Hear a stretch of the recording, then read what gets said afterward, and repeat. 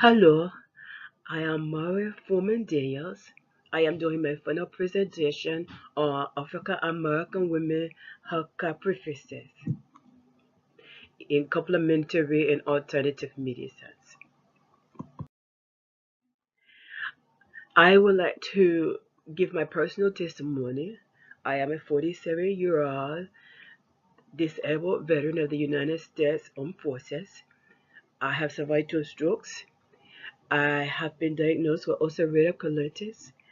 I have recently been in recovery from having hysterectomy. I have severe allergies, food and medicinal. I suffer from migraine and seizures. I have dermatitis and recently been diagnosed with neuropathy.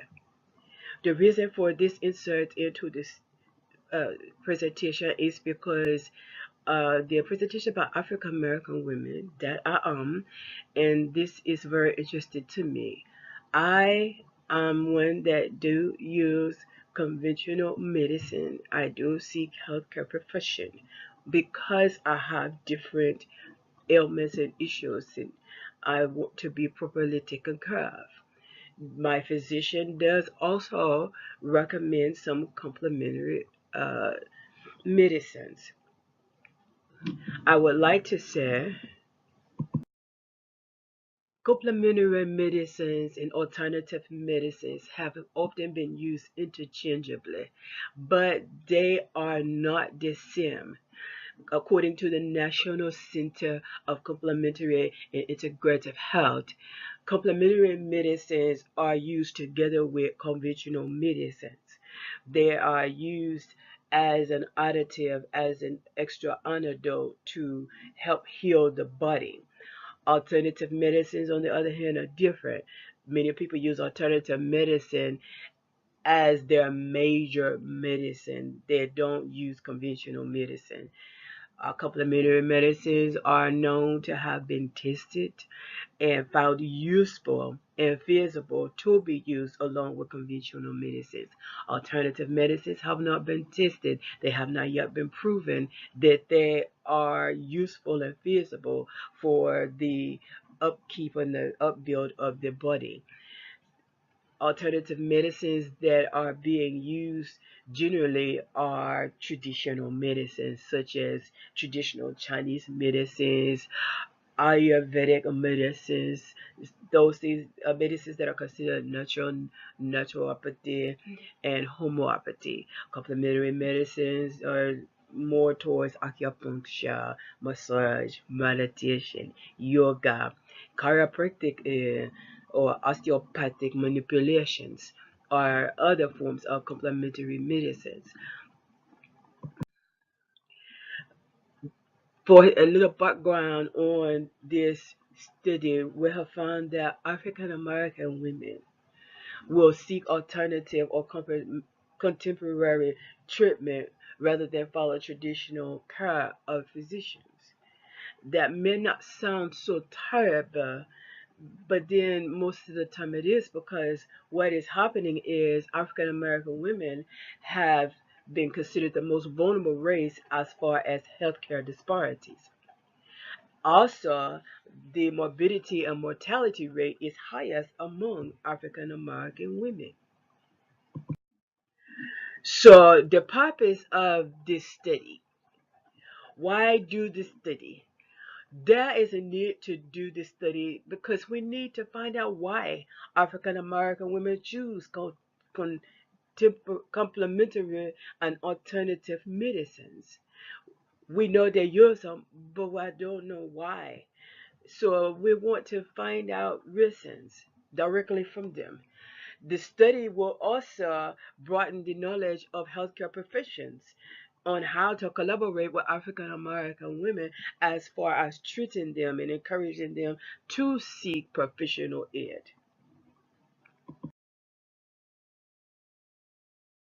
The methods that we will choose to use for this study is, first, we will recruit 20 African American women from the age of 35 and up to do two 90-minute sessions a focus group. We'll have 10 in the first focus group, 10 in the other, given at different times.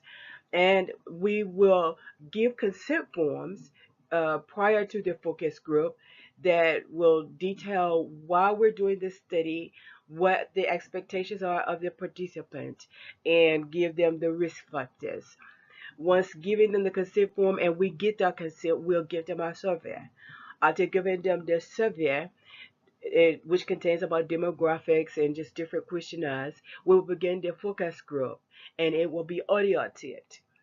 After audio taping and it's complete, then we'll transcribe it. When we decided to do this study, we did some research to see how it been done before.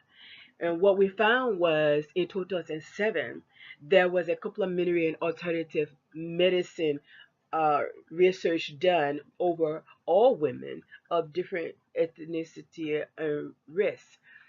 And when looking through the uh, results, we found the African American women results, which is what we were interested in. And what we found that African American women, of course, they do use complementary and alternative medicines, but what they lean most towards usage is prayer for their own health, rather than using a lot of uh, supplements and all the other alternatives and meditations. They choose prayer as their major source of complementary medicine. We know that African American women are less likely to participate in research. We know that they are more susceptible to breast cancer and heart disease. We know that they are highest ranking in morbidity and mortality rate. We know that they are highest ranking in maternal mortality. And it has been noted that for centuries they have been denied the same level of health care. So, in doing this study, what do we expect the outcome to be? If we know these other things about African American, why do the study? What do we expect the outcome to be? Number one, we expect to learn from African American women. We have speculated so much about them, but we expect to learn from them. We expect that they will have reasoning such as healthcare is not the same as others. We expect to hear them say they avoid going to doctors because they don't want to hear negative diagnosis. We expect that they will say that they are uncomfortable seeing doctors that are not of their own community or their own ethnicity. We expect that the number one thing would be that it's not affordable, that it costs too much. It's easier to get complementary and alternative meds. And we do also expect that they will say that healthcare is not accessible. It's too far away. It's not easy to get to it. So they rely on their own knowledge. We also have the feeling that they will say that they don't trust health professionals. They believe that their motives are to keep them sick and use them as guinea pigs, as it has been done once before. And then I do believe that there will be some that use culture beliefs as their reason for not seeking conventional medicines. Why does it matter? It matters because by gaining an insight into the belief, opinions, and behavior of African American women, we can somehow find a comfortable resolution and implement it that it may cause a decrease in health disparities. And at the same time, it can change the outcome of the rate of morbidity and mortality. I believe that by making healthcare accessible to African American women, they will pursue healthier outcomes. Thank you.